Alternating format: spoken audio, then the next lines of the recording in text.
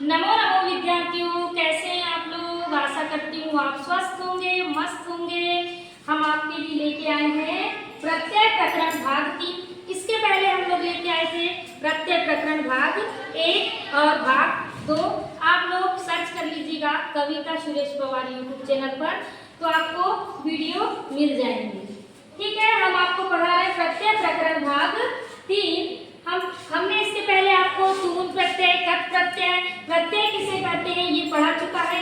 अब हम पढ़ा रहे हैं भाग 3 शानच प्रत्यय। तो शानच प्रत्यय में आप लोग याद रखिएगा कि प्रत्यय बनाने में क्या शेष रहता है, मान शेष रहता है इसका। अगर आपको परीक्षा में लघुमानः क्या आया, लघुमानः पुल्लिंग में आया, तो आप लोग याद रखिएगा कि मान वाले जितने भी हैं, लघुमान, शेवमान, वर्धमान, पूर्वमानः, तो ये जितने भी प्रत्यय हैं ये शानच प्रत्यय से संबंधित है। तो आपको याद रखना है कि मान जिसमें भी आएगा वो शानच प्रत्यय होगा। हम आपको शार्ट्स में ट्रिक के माध्यम से बता रहे हैं कि मान शेष रहने वाला शानच प्रत्यय है। ठीक है, तो जैसे देखिए लघुमानः, तो लघु क्या हो गई, धातु हो गई। शानच क्या है, प्रत्यय है, तो लघुमानः, लघुमाना, लघुमानम। पुल्लिंग में लघुमाना, स्त्रीलिंग में लघुमाना और नपुंसकलिंग में लघुमानम।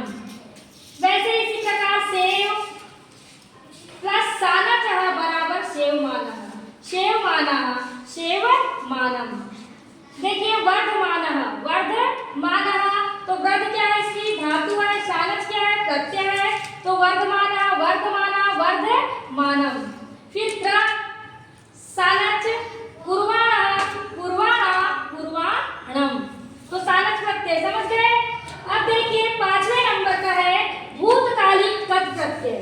भूतकालिक कथ जिसका त शेष रहता है, कथ का त शेष रहता है और कथवतु का तवत शेष रहता है। कथवतु का क्या शेष रहता है, तवत शेष रहता है। तो देखिए कथ प्रत्यय, कथ प्रत्यय पुल्लिंग में त आएगा, स्त्रीलिंग में ता आएगा, नपुंसकलिंग में तम, इसका क्या रहेगा, शेष रहेगा। भूतकालिक यानी भूतकाल में प्रयोग होता है इसका, समझ गए ना। भूतकाल में प्रयोग होने वाले जिसमें कथ प्रत्यय और कथवतु